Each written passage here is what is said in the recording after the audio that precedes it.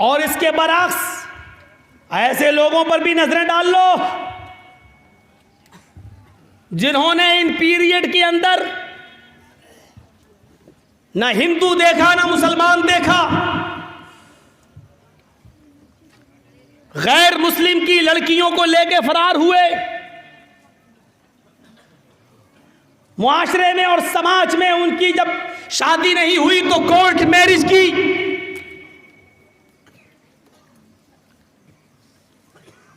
और फिर अपने समाज में आए तो किसी को बाप बना लिया, ये लड़की का बाप बन गया, हाजी और नमाजी आदमी, और फिर मस्जिद के मौलाना ने उसका निकाह पढ़ा दिया, हो गया निकाह। तेरे बाप की शरीयत में हो गया होगा, तेरे खानदान की निगाह में हो गया होगा, लेकिन मुहम्मदुर रसूलुल्लाह की शरीयत में ये निकाह नहीं हुआ।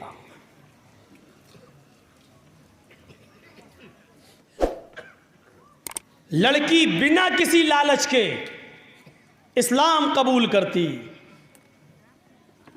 फिर गांव का कोई आदमी उसका सरपरस्त बनता तो अलग बात थी, लेकिन लड़की उस लड़के के साथ भाग रही है जिससे वो प्यार करती है। पुलिस से बचने के लिए कोर्ट मैरिज कर ली, लड़की कहती मैं अपनी मर्जी से शादी कर रही हूं।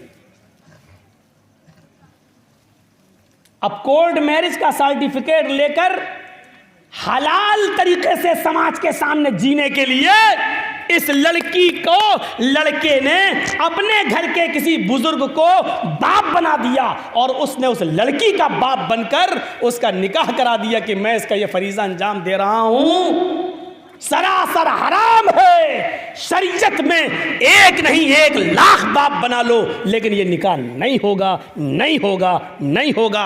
हरामकारी होगी, जितने बच्चे पैदा होंगे सब नाजायज और हरामी बच्चे पैदा होंगे, उनको हलाली बच्चा नहीं कहा जा सकता। एक तरफ ऐसी किस्मत वाले भी लोग मौजूद हैं, दोनों तरफ हैं। एक तरफ उस खुश नसीबी को देखो और एक तरफ इस बदनसीबी को देखो, और दूसरी तरफ अल्लाह ताला हिदायत देता है। एक तरफ जलसा है दीनी, और दीनी जलसों में मेले लगेंगे, और मेले लगने में मखसूस मौलवी जब तक स्टेज पे नहीं आ जाता तब तक दुकानें चलेंगी, सरों के बाल खुले होंगे, साड़ी के पल्लू गिरे होंगे, मर्द और औरतें, लड़के और लड़कियां एक ही दुकानों से पे भीड़ लगाए रहेंगे। एक तरफ ये बेहयाई का नंगा नाच नाचा जाएगा, और दूसरी तरफ अल्लाह हिदायत देना चाहे तो वो देख लीजिए सना खान को, कश्मीर की रहने वाली वो सना खान है, उसने तौबा कर ली अपने गुनाह से, और इंटरव्यू दे के कह दिया कि मुझे ये ज़िंदगी चंद दिनों की मिली है, मैं इसको गुनाहों में नहीं गुजारना चाहती। ऐसी भी मिसालें मौजूद हैं। अल्लाह जब किसी को हिदायत दे दे। यहाँ 10वीं 12वीं और BA वाली बिगड़ी हुई हैं, और वहाँ इतनी शोहरत और इतनी मकबूलियत पाने के बावजूद, जिसके लिए हज़ारों रास्ते और हज़ारों दरवाजे अभी तरक्की के बहुत से मौजूद हैं पैसा कमाने के, लेकिन उसने लात मार दी, ठुकरा दिया, और उसने कह दिया अब बोल रही है कि मैं आज के बाद पर्दे का भी एहतिमाम करूंगी, क्योंकि इस्लाम ने मुझे मेरी इज्जत को बरकरार रखने के लिए पर्दा फ़र्ज किया, हम इसको निभाएंगे।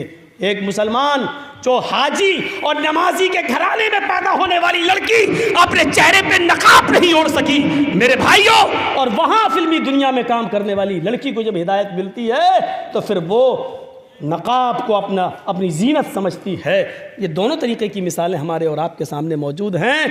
इसीलिए कहते हैं मन यहदिहिल्लाहु फला मुज़िल्ल लहु व मन युज़लिल फला हादिय लहु। अल्लाह जिसको हिदायत दे दे उसको कोई गुमराह नहीं कर सकता, और जिसको गुमराह कर दे उसको कोई हिदायत नहीं दे सकता। ये तो किस्मत का मामला है।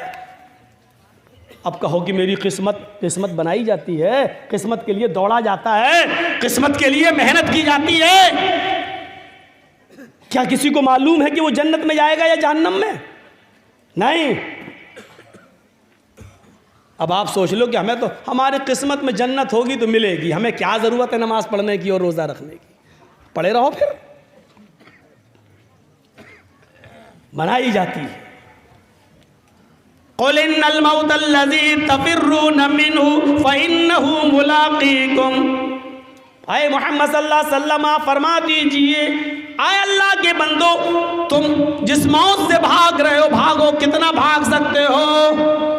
जिस मौत से तुम भाग रहे हो फ़इन्नहु मुलाक़ीकुम, वो मौत तो तुम्हारी आंखों में आंखें डाल कर रहेगी, वो मौत तो तुमसे मुलाकात करके रहेगी। इसके बाद क्या होगा? मुलाकात कर ले, मिल जाए, मर जाए, चलो चैन मिल गया, नहीं। सुम्मा तुरद्दूना इला आलिमिल ग़ैबि वश्शहादा, उसके बाद तुम्हें लौटाया जाएगा, जिंदा किया जाएगा, उठाया जाएगा, पेश किया जाएगा। कहाँ? इला आलिमिल ग़ैब, उसके सामने जो आलिमुल ग़ैब है, जो ढकी छिपी सारी बातों को जानता है, वश्शहादा, कहीं से गायब नहीं है, हर जगह अपने इल्म के एतबार से हाजिर है, वो बेतबार इल्म हर जगह हाजिर व नाजिर है। उस हाजिर व नाजिर की तरफ, उस आलिमुल ग़ैब की तरफ तुम्हें उल्टाया जाएगा, लौटाया जाएगा। फिर लौटाने के बाद भी तुम बच नहीं पाओगे। 1 साल पहले मौलाना जर्जीसियाँ क्या बोल के गए? आपने कहा मौलाना पहले आपने ये तकरीर क्यों की? मैंने कहा नहीं, मैंने नहीं किया है, आप गलत बोल रहे हैं। आपने मेरी रिकॉर्डिंग सुना दी, मेरी वीडियो दिखा दी, ये देखिए मौलाना जर्जीस झूठे साबित हो गए। जैसे आप 1 साल 2 साल की पुरानी बातें मेरी याद रखते हैं, मेरी तकरीर की रिकॉर्डिंग आप हमें जब चाहें तब सुना सकते हैं। इसी तरीके से अल्लाह ताला भी हमारे आमाल की रिकॉर्डिंग रखता है। फ़युनब्बिउकुम बिमा कुंतुम तामलून, तुमने दुनिया में जो किया, अच्छा किया, बुरा किया, जायज किया, नाजायज किया, जो भी किया, कयामत के दिन वो तुम्हारे सामने तुम्हारे अमलों को पेश कर देगा।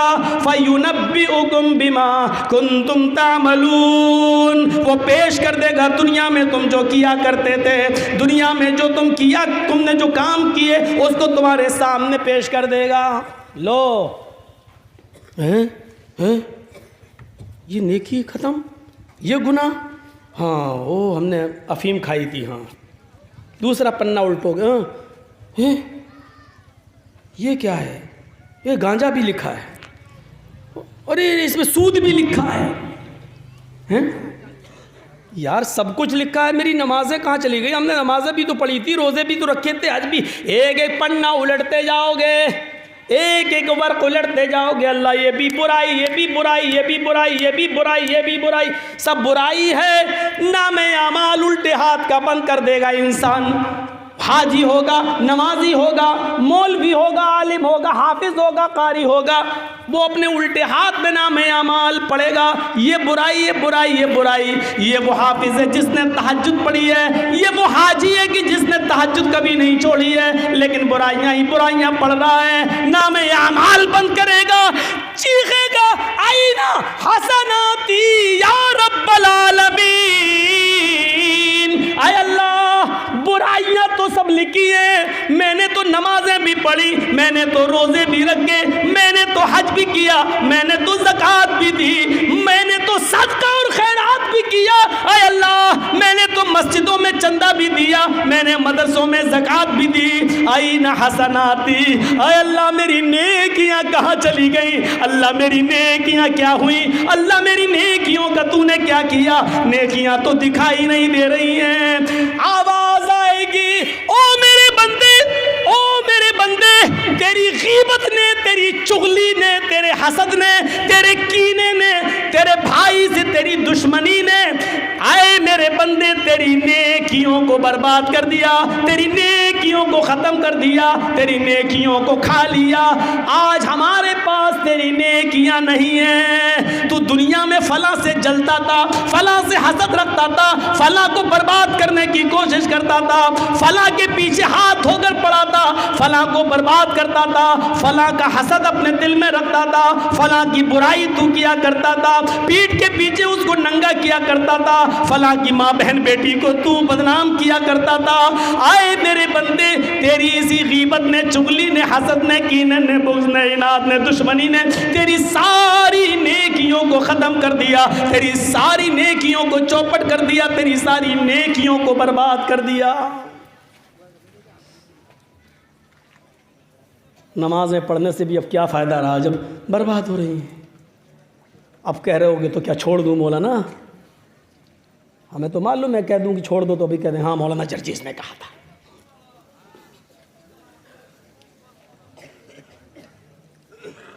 ऐसी इबादतें नहीं चाहिए उसको, ऐसी इबादतें बिल्कुल पसंद नहीं।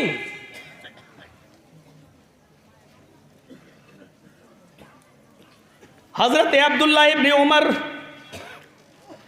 मस्जिद की तरफ जा रहे हैं, दूसरे शहर में अजान की आवाज़ आ रही है, दूसरे शहर में मस्जिद की तरफ जा रहे हैं, लेकिन अजान देने वाले ने अजान देने के बाद ला इलाहा इल्लल्लाह कह दिया, और ला इलाहा इल्लल्लाह कहने के बाद कह दिया अस्सलातु जामिया, जल्दी आओ नमाज खड़ी होने वाली है। लो, इतना सा जुमला कह दिया। अच्छा, देखा जाए तो इस जुमले में कोई बुराई है? भाई अजान दे दी, ला इलाहा इल्लल्लाह ख़त्म। अब उसने क्या कहा, भाइयों, हम लोग भी कहीं बोल देते हैं, भाइयों ज़रा जल्दी आओ नमाज खड़ी होने वाली है। बस यही जुमला उनके मुंह से निकल गया मुअज्जिन के। हज़रत अब्दुल्ला इब्न उमर ने कहा, मेरे भाई इस मस्जिद से मुझे निकालो, मैं इस मस्जिद में नमाज नहीं पढ़ूंगा। क्यों? जो जुमले कहे वो जुमले सुनिए। हज़रत अब्दुल्ला इब्न उमर फरमाते हैं, अब इस मस्जिद में मेरी नमाज नहीं होगी, क्योंकि ये बिदअतियों की मस्जिद है, ये बिदअतियों की मस्जिद है, इस मस्जिद में मेरी नमाज नहीं होगी। मैंने अल्लाह के रसूल सल्लल्लाहु अलैहि वसल्लम के ज़माने में मैंने अजान इतनी सुनी, ला इलाहा इल्लल्लाह, इसके बाद ख़त्म। अजान का मकसद ये होता है कि लोगों को ये बताया जाए कि नमाज के लिए आओ, लेकिन इसने अजान देने के बाद अस्सलातुल जामिया ये जुमला कहने के बाद इसने ये बता दिया कि मुहम्मदुर रसूलुल्लाह की ला इलाहा इल्लल्लाह काफ़ी नहीं, अस्सलातुल जामिया भी बढ़ाया है। इसने मुहम्मदुर रसूलुल्लाह की अजान को पूरा नहीं समझा, इसने अपनी तरफ से ये जुमले बढ़ाए। ये बिदअतियों की मस्जिद है, ये बिदअतियों की मस्जिद है, इस मस्जिद के अंदर मेरी नमाज नहीं होगी। हम अपनी मस्जिदों का हाल लें, जायजा लें। अरे उनको तो छोड़िए, अपने भाइयों को, उनको कहां तक कोई आदमी रोएगा।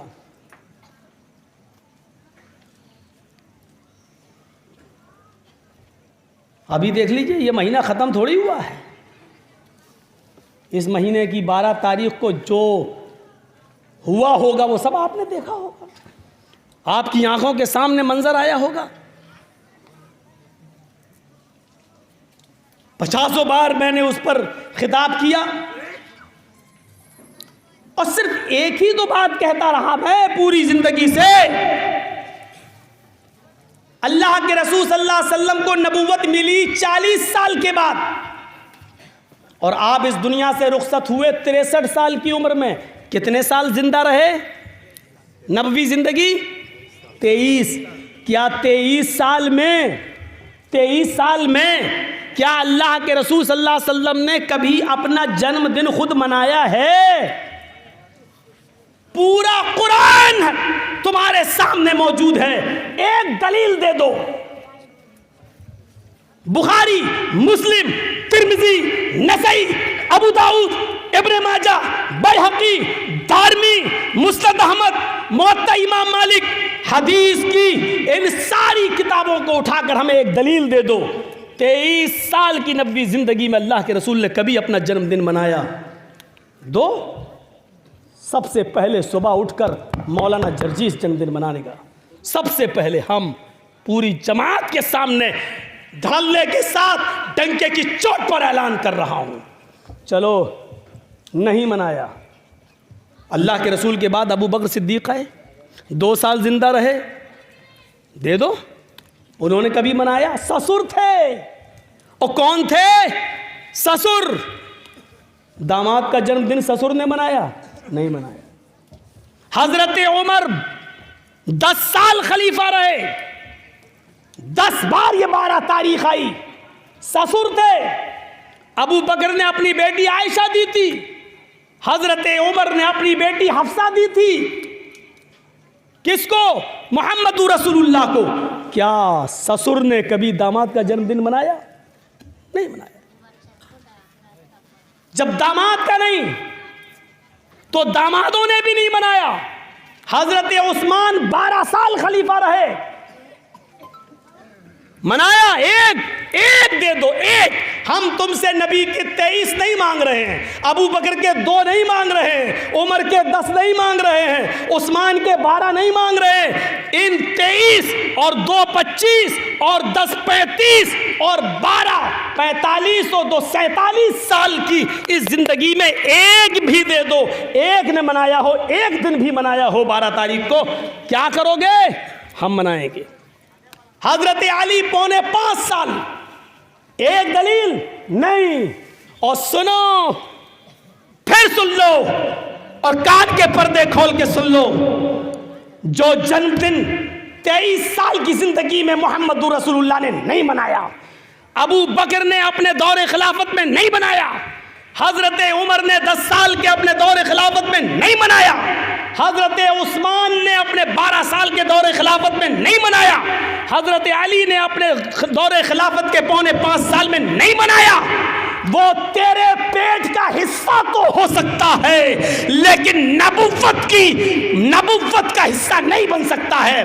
वो तेरे पेट का हिस्सा तो बन सकता है, लेकिन नबुव्वत के इश्क का समंदर नहीं बन सकता है। वो दीन का हिस्सा नहीं हो सकता है। वो तेरे पेट और रोजी रोटी का एक जुज़ तो हो सकता है, लेकिन मोहम्मद की शरीयत का हिस्सा नहीं बन सकता है। मौलवी जर्जीज को अगर शरीयत का हिस्सा बताना है तो अबू बकर की दलील दे, अगर शरीयत का हिस्सा बनाना है तो मोहम्मद रसूलुल्लाह से साबित करके दिखला, अगर इसको शरीयत का हिस्सा बताना है तो हजरत उमर, उस्मान और अली से दलील लाकर दे। और अगर इन तमाम लोगों के कोई दलील नहीं है तो वो तेरा और तेरे पेट का और तेरी पेट की जहन्नम का हिस्सा तो हो सकता है, लेकिन मोहम्मद रसूलुल्लाह की शरीयत का हिस्सा नहीं बन सकता है।